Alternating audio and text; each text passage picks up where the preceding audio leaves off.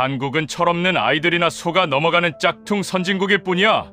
자극적인 화장품과 화려한 야경 뒤에 숨겨진 추악한 민낯을 샅샅이 뒤져서 대한민국이라는 사기극의 실체를 전 세계에 폭로합시다. 여러분, 귀를 의심케 하는 이 서슬퍼런 비밀 지침이 어디서 내려진 줄 아십니까? 유럽의 심장이라 자부하는 독일 베를린의 거대 언론사 편집장이 한국으로 떠나는 특파원에게 내린 실제 밀명이었습니다. 하루 입국자만 무려 20만 명. 전 세계 선진국 엘리트 시민들이 줄을 지어 한국으로 쏟아져 들어오자 배가 아픈 유럽의 기득권 언론이 대한민국을 난도질하기 위해 거대한 음모를 꾸민 것이죠. 한국의 위상을 단숨에 깎아내리라는 본사의 악질적인 압박 속에 15년차 냉혹한 독일 기다의 카메라가 마침내 동방의 작은 나라 대한민국을 정조준했습니다.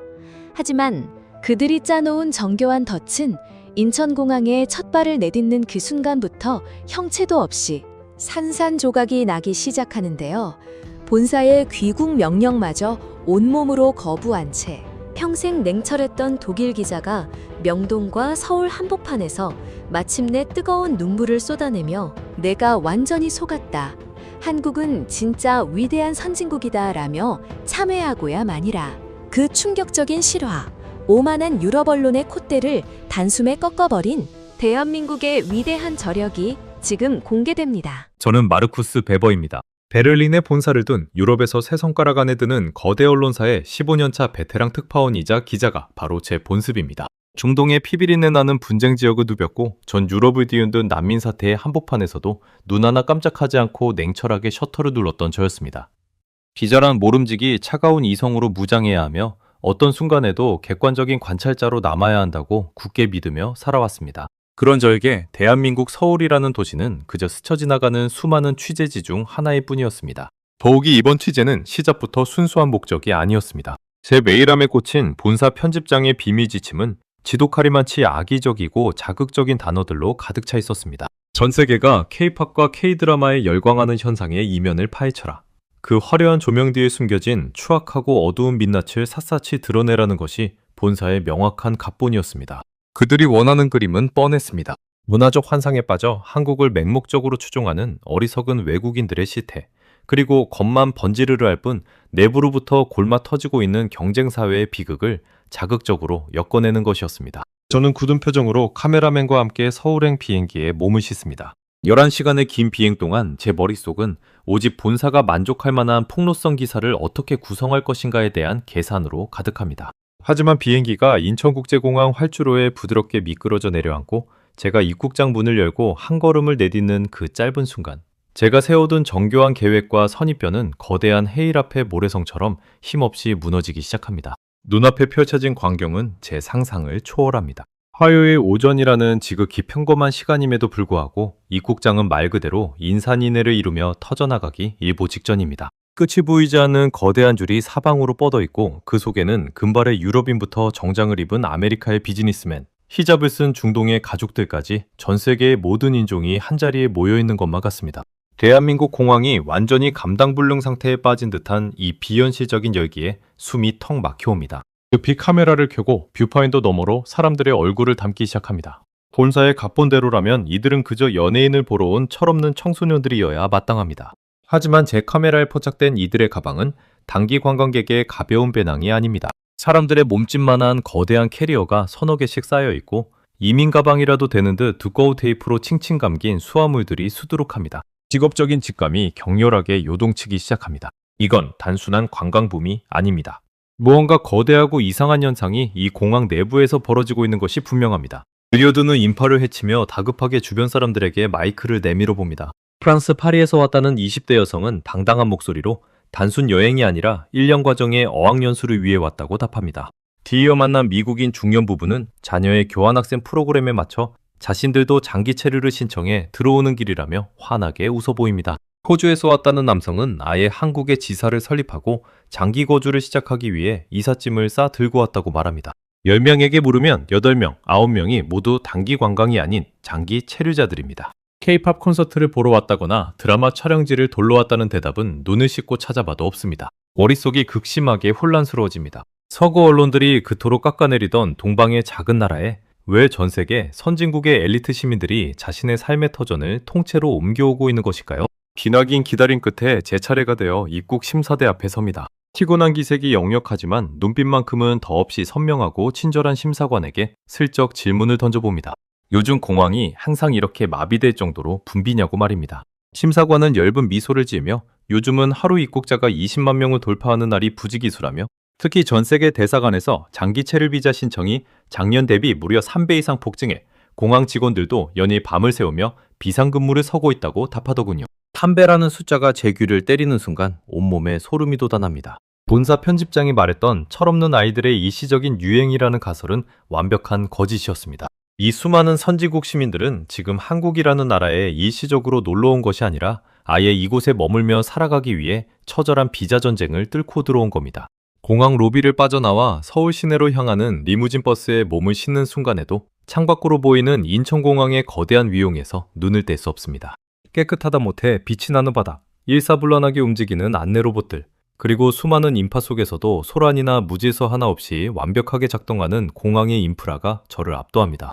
버스 좌석에 깊숙이 묻혀 노트북을 켜고 오늘 목격한 숫자들을 거칠게 적어 내려갑니다. 하루 입국자 20만 명, 비자 신청 3배 폭증, 그리고 선진국 시민들의 장기 체류 행렬.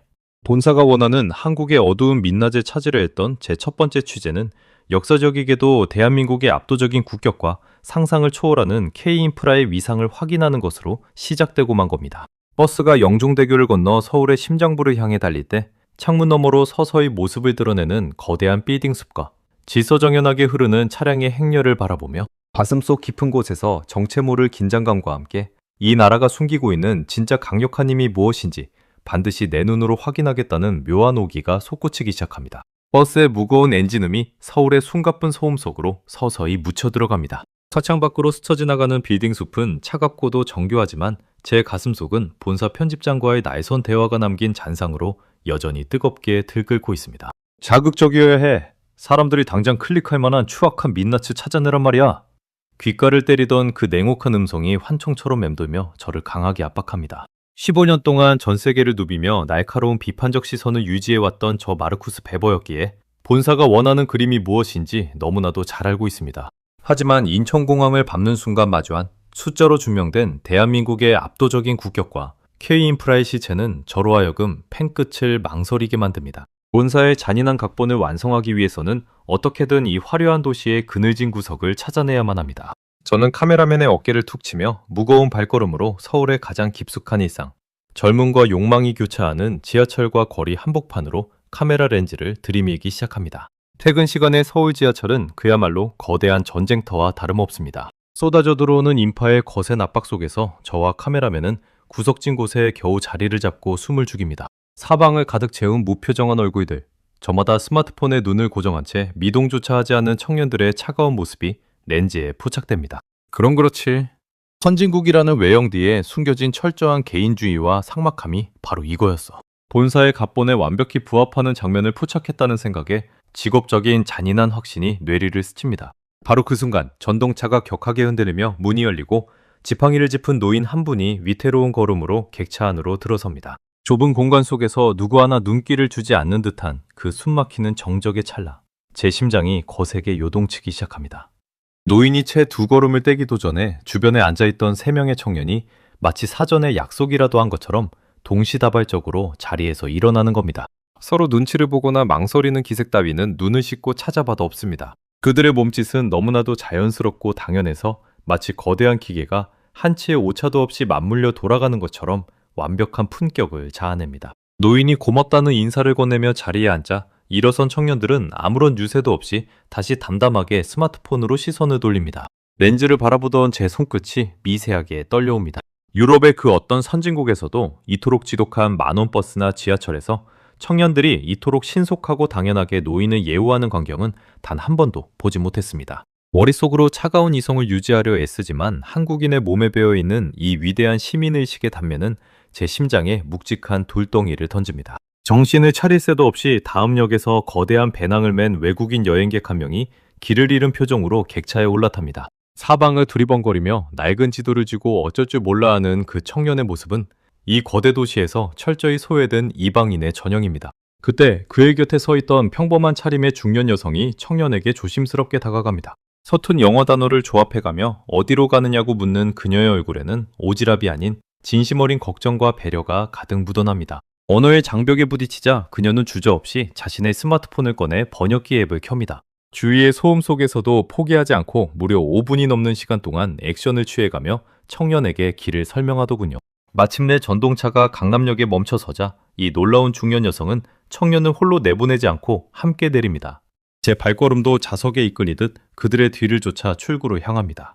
그녀는 자신의 갈 길마저 뒤로 미룬 채 복잡하기로 악명 높은 강남역 출구밖까지 청년을 데리고 나가 목적지의 방향을 정확히 손으로 짚어주고 나서야 환하게 웃으며 돌아섭니다.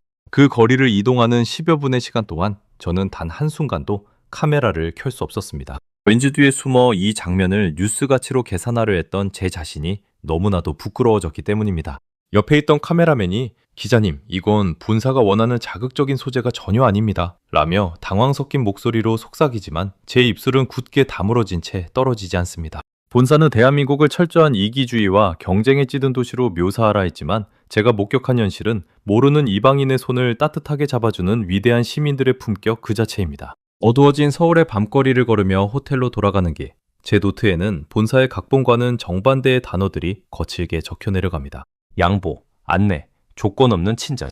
15년 동안 그 어떤 권력 앞에서도 흔들리지 않았던 저널리스트로서의 객관성이 이 평범한 한국인들이 보여주는 일상의 위대함 앞에서 완전히 무력화되고 있음을 느낍니다. 이 나라는 단순히 높은 빌딩과 세련된 기술로 무장한 껍데기 선진국이 아닙니다.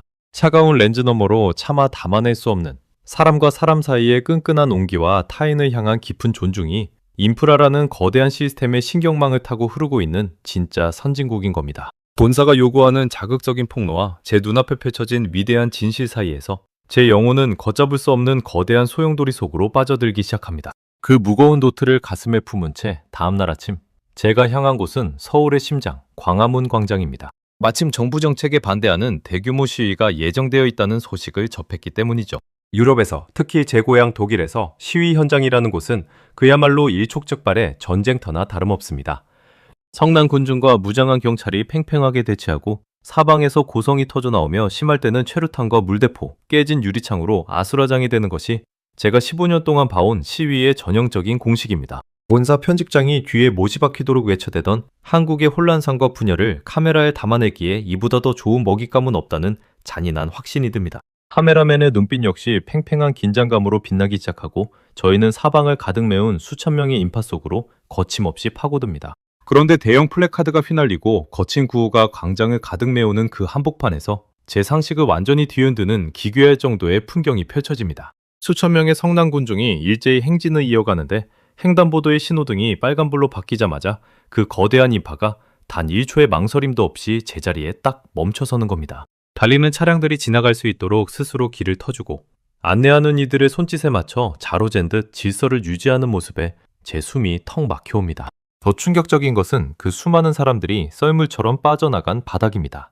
발 디딜 틈 없이 빽빽했던 광장 바닥에 종이 한 장, 생수병 하나 굴러다니지 않고 그야말로 거울처럼 깨끗한 상태를 유지하고 있는 겁니다. 독일의 베테랑 기자로서 전 세계의 수많은 집회를 취재했지만 이토록 결점 없이 완벽한 품격을 보여주는 군중은 제 평생 단 한 번도 목격한 적이 없습니다. 당황한 카메라맨이 연신 셔터를 누르며 저를 바라보지만 제 입술은 이미 굳게 다물어진 채 경탄의 한숨만을 내뱉을 뿐입니다. 광장의 열기가 최고조에 달했을 무렵 제 시선은 한쪽 구석에서 휠체어를 탄 채 낡은 플래카드를 꼬아쥐고 있는 한 어르신에게 멈춰섭니다. 땀방울이 송골송골 맺힌 이마를 훔치며 휠체어를 밀어주는 젊은 청년의 손을 꼭 잡고 계신 주름 가득한 얼굴의 할머니이십니다. 본사가 원하는 사회의 갈등을 극대화하기 위해 다급하게 마이크를 내밀며 왜 이 더운 날에 여기까지 나오셨느냐고 거칠게 질문을 던져봅니다. 그러자 할머니는 제 카메라 렌즈를 똑바로 응시하며 서두르지 않고 지극히 당담한 목소리로 말씀하시는 겁니다. 나라가 바로서야 내 손주가 당당하게 살지 않겠소. 사진 편하게 찍으시오. 부끄러운 짓 하러 온 게 아니니까. 그 주름진 눈망울 속에 담긴 시대를 버텨온 어른의 숭고한 책임감과 간절함이 제 심장을 사정없이 내리칩니다. 이건 한낱 자극적인 뉴스거리로 소비돼 갈등의 파편이 아닙니다. 이 나라를 일구고 지켜온 위대한 세대의 깊은 품격이 제 영혼을 세차게 뒤흔드는 순간입니다. 저는 제 손에 들린 카메라를 천천히 내려놓습니다. 저널리스트라는 오만한 핑계 뒤에 숨어 이 고결한 마음을 한낱 팔리는 기사로 난도질하려 했던 제 자신이 너무나도 부끄러워졌기 때문입니다. 그날 저녁 여전히 심장이 쿵쾅거리는 상태로 강남역 한복판을 걸을 때 대한민국이 자랑하는 무결점 K치안의 진짜 위력이 제 눈앞에서 마법처럼 펼쳐집니다. 퇴근길 인파로 가득 찬 지하철역 계단 근처에서 양복을 입은 한 중년 남성이 극심한 피로 때문인지 쿵소리와 함께 바닥으로 쓰러집니다. 순간 제 머릿속에는 유럽의 선진국에서 흔히 보았던 잔인한 개인주의의 풍경, 즉 책임 소재를 두려워해 슬금슬금 뒤로 물러서는 행인들의 모습이 스쳐 지나갑니다. 하지만 대한민국 서울의 시민들은 제 예상을 비웃기라도 하듯 10초도 안 되는 짧은 찰나에 기적 같은 공조를 시작합니다. 한 청년이 주저없이 달려가 쓰러진 남성의 머리 밑에 자신의 값비싼 가방을 받쳐들고 옆에 있던 여성은 번개 같은 속도로 스마트폰을 꺼내 뱅이꿀을 누르며 환자의 상태를 침착하게 보고합니다. 또 다른 시민들은 약속이라도 한 듯 환자의 기도를 확보하기 위해 주변 사람들을 뒤로 물러서게 하며 일사불란한 공간을 만들어냅니다. 구급대원들이 신속하게 도착해 환자를 이송하기까지 그 모든 과정이 단 한 치의 오차도 없이 완벽한 톱니바퀴처럼 흘러갑니다. 상황이 정리되자 쓰러진 이의 머리를 받쳐주느라 흙먼지가 잔뜩 묻은 가방을 툭툭 털어내며 아무 일도 없었다는 듯 군중 속으로 사라지는 청년의 뒷모습을 바라보며 저는 거대한 전율에 휩싸입니다. 카메라가 없어서 이 극적인 순간을 담지 못한 것이 아니라 오히려 카메라가 없었기에 이 위대한 시민의식의 실체를 온몸으로 체감할 수 있었던 것이 천만다행이라는 생각이 듭니다. 이 나라의 치안과 시스템은 단순히 훌륭한 법률이나 장비로 유지되는 것이 아닙니다. 타인의 불행을 결코 외면하지 않는 한국인들의 가슴속에 흐르는 뜨거운 연대감과 품격이 바로 세계 최고의 K치안을 지탱하는 진짜 원동력인 겁니다. 본사가 요구하는 자극적인 거짓과 내 눈이 확인한 이 경이로운 진실 사이에서 제 20년 기자 인생의 모든 가치관이 완전히 뿌리째 뒤흔들리고 있습니다. 광화문 광장과 강남역 한복판에서 마주한 대한민국 시민들의 위대한 품격은 15년 동안 냉철한 이성으로만 무장해왔던 저 마르쿠스 베버의 영혼을 완전히 송두리째 뒤흔들어 놓습니다. 호텔방으로 돌아와 책상 위에 놓인 낡은 우산을 한참 동안 바라봅니다. 낮에 보았던 지하철역의 기적 같은 구급 상황과 광화문 어르신의 단단한 눈빛이 뇌리에서 떠나지 않아 노트북을 켤 엄두조차 나지 않습니다. 바로 그 순간 정적을 깨고 베를린 본사 편집장으로부터 한 통의 전화가 걸려옵니다. 소화기 너머로 들려오는 그의 목소리는 새벽의 서리처럼 차갑고 날카롭습니다. 마르쿠스, 보내온 자료들을 봤는데 도대체 이게 뭔가? 깨끗한 거리, 질서 정연한 시위, 일사불란한 구급 상황? 이런 지루하고 뻔한 찬양 기사는 어느 나라에나 있어. 우리가 원하는 건 이게 아니야. 당장 K-팝 환상에 빠져 패가망신한 외국인들이나 숨막히는 경쟁, 사회 속에서 자살을 고민하는 한국인들의 어두운 실태를 자극적으로 파고들란 말이야. 편집장의 거친 폭언이 귓가를 때리지만 제 입술은 무겁게 가라앉아 떨어지지 않습니다. 편집장님, 제가 본 한국은 그런 단순한 왜곡으로 담아낼 수 있는 나라가 아닙니다. 이곳의 진짜 힘은 겉모습이 아니라 사람들의 마음에 있습니다. 제 항변에 소화기 저편에서 거친 비웃음이 터져나옵니다. 마르쿠스, 자네 15년 경력의 베테랑 기자 맞아? 객관성을 완전히 잃었군. 감상주의에 빠져서 본사의 지침을 거부하겠다는 건가? 당장 주말까지 자극적인 폭로 기사를 완성하게. 그렇지 않으면 예산을 전면 중단하고 강제 귀국 명령을 내릴 테니 그리 알아. 일방적으로 끊긴 전화를 들고 저는 깊은 고독과 절망 속으로 침잠합니다. 본사는 진실을 원하는 것이 아니라 오직 팔릴 만한 자극적인 거짓만을 원하고 있는 겁니다.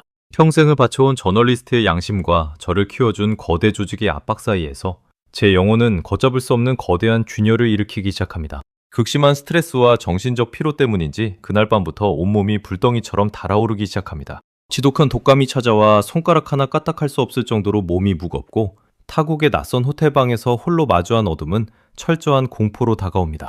베를린에서 10년을 살면서 아플 때마다 늘 철저히 혼자였고 친구들에게 연락해도 푹 쉬라는 차가운 문자 한 통이 전부였던 서구의 냉혹한 개인주의가 떠올라 서글픔이 밀려옵니다.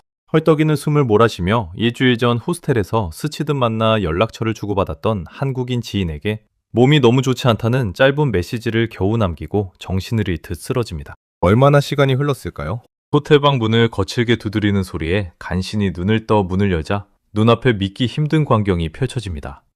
그 바쁜 서울 한복판에서 제 전화를 받은 한국인 지인이 사색이 된 얼굴로 문 앞에 서 있는 겁니다. 그의 손에는 아직 온기가 그대로 남아있는 따뜻한 죽 한 그릇과 인근 약국을 이리저리 뛰어다니며 구해온 감기약 봉지가 묵직하게 들려 있습니다. 마르쿠스 씨, 타국에서 아프면 큰일 나요. 이거 먹고 얼른 기운 차려요. 대가를 바라지도 않고 이유를 묻지도 않으며 오직 한 인간의 아픔을 달래기 위해 단숨에 달려온 그의 진심이 약봉지를 쥐어준 제 손끝을 통해 심장으로 고스란히 전해집니다. 그가 돌아가고 문이 닫히는 순간 15년 동안 그 어떤 참혹한 취재 현장에서도 단 한 번 눈물을 흘리지 않았던 저 마르쿠스 베버의 눈에서 멈출 수 없는 뜨거운 눈물이 봇물 터지듯 쏟아져 내립니다. 이건 단순히 몸이 아파서 흘리는 눈물이 아닙니다. 철저한 이기주의와 성과주의에 찌들어 외롭게 살아왔던 한 서구인이 대한민국이라는 나라가 가진 위대한 정진과 인간미 앞에 영혼이 완전히 정화되며 흘리는 참회의 눈물인 겁니다. 따뜻한 죽을 삼키며 저는 마침내 위대한 결단을 내립니다. 더 이상 카메라 뒤에 숨어 본사의 노예로 살지 않겠다고. 15년차 기자의 커리어와 전 재산을 잃는 한이 있더라도 내가 목격한 대한민국의 위대한 진실을 지키겠다고 말입니다. 노트북을 켜고 본사의 악의적인 각본을 완전히 삭제해버린 뒤 제 심장이 기억하는 진짜 대한민국의 이야기를 써내려갑니다. 하루 20만 명이 공항이 마비되도록 쏟아져 들어오는 진짜 이유. 전 세계 선진국 엘리트들이 비자 대란을 뚫고 이곳에 머물고자 하는 본질은 화려한 케이팝의 환상이 아니라 길 잃은 이방인을 외면하지 않는 시민들의 품격과 이웃의 아픔을 내일처럼 돌보는 위대한 인간성이 살아 숨쉬기 때문이라는 진실을 펜 끝에 담아 편집장에게 전송합니다. 당장 회사의 모든 지원이 끊기고 해고 통지서가 날아오지만 제 가슴은 평생 느껴보지 못한 해방감과 자긍심으로 터질 듯이 벅차오릅니다. 호텔방 창문을 열고 푸르게 빛나는 서울의 하늘을 바라봅니다. 거리를 가득 메운 평범한 한국인들의 모습이 이제는 남이 아닌 나의 가족처럼 더없이 따뜻하게 다가옵니다. 저는 결국 베를린 본사의 귀국 명령을 당당히 거부하고 루카처럼 비행기표를 연장하며 이 위대한 나라 대한민국에 끝까지 남아 진정한 삶의 가치를 배우기로 결심합니다. 왜냐하면 이곳 대한민국에서는 그 누구도 결코 혼자가 아니기 때문입니다. 마르쿠스가 보내온 그 눈물 어린 기사는 유럽 전역의 언론사를 강타하며 차가운 개인주의에 길들여졌던 서구 사회에 거대한 정신적 충격을 안겨줍니다. 그가 모든 커리어를 내던지며 지켜내고자 했던 대한민국의 진실은 결국 전 세계의 선진국 시민들의 마음을 움직이며 대한민국을 가장 살고 싶고 가장 안전한 인류의 마지막 유토피아로 인정하게 만드는 위대한 기폭제가 된 것이죠. 오늘 마르쿠스가 마주했던 그 경이롭고 따뜻한 기적들은 사실 하늘에서 갑자기 뚝 떨어진 것이 결코 아닙니다. 전 세계 어디에서도 찾아볼 수 없는 이 무결점 치안과 질서정연한 시민의식, 그리고 지나가는 이방인에게조차 대가 없이 우산과 약봉지를 쥐어주는 이 위대한 정의 뿌리는 바로 이 방송을 보고 계시는 우리 시니어 어르신들이 계셨기에 가능한 일이었습니다. 먹을 것이 없어 배를 골려야 했던 혹독한 가난 속에서도 내 자식에게만큼은 결코 이 가난을 물려주지 않겠다며 온몸이 부서져라 피땀을 흘리셨던 우리 어르신들입니다. 전 세계가 부러워하는 이 화려한 빌딩 숲과 거대한 지하철의 인프라는 어르신들이 청춘을 바쳐 일구어낸 위대한 뼈대입니다. 그리고 그 속에서 피어난 고결한 시민의식은 아무리 내 삶이 팍팍하고 힘들어도 자식들에게 남에게 해 끼치지 말고 어려운 사람 있으면 먼저 도와야 한다며 평생을 몸소 실천하며 가르쳐 오신 어르신들의 숭고한 정신과 희생이 있었기에 비로소 완성될 수 있었던 위대한 유산입니다. 자신들은 평생 새 옷 한 벌 편히 사입지 못하면서도 자식과 나라를 위해 모든 것을 조용히 감당해 오신 어르신들의 그 거대한 사랑이 있었기에 오늘날 대한민국은 전 세계 엘리트들이 제발 떠나지 않게 해달라며 줄을 서는 세계 최고의 인류 국가가 될 수 있었습니다. 마르쿠스가 흘린 눈물은 바로 우리 어르신들이 살아오신 그 고결한 삶의 궤적을 향한 전 세계의 찬사이자 깊은 경이었던 셈입니다. 어르신들이 눈물로 씨앗을 뿌리고 피땀으로 길러내신 이 자랑스러운 대한민국의 품격을 전 세계에 더 널리 알릴 수 있도록 여러분의 소중한 구독과 좋아요로 이 채널을 함께 지탱해 주시길 간곡히 부탁드립니다. 그리고 오늘 사연을 들으며 가슴속 깊이 피어오른 여러분의 그 위대한 지혜와 자긍심을 댓글로 자유롭게 나눠주세요. 여러분 한 분 한 분이 남겨주시는 따뜻한 말씀은 이 채널이 진실을 외치는 가장 큰 힘이 됩니다. 거칠고 험난했던 격동의 세월을 오직 가족과 나라를 향한 사랑 하나로 묵묵히 버텨내 주셔서, 그리고 우리에게 이토록 아름답고 위대한 나라를 물려주셔서 정말로 눈물겹게 감사드립니다. 허리가 굽고 손마디가 거칠어졌을지언정 어르신들이 살아내신 그 고귀한 삶은 대한민국의 역사이자 그 자체로 영원히 존경받아 마땅한 위대한 자랑입니다. 오늘도 정말 고생 많으셨습니다. 늘 건강하시고 평안하십시오. 당신은 우리의 영원한 자랑입니다.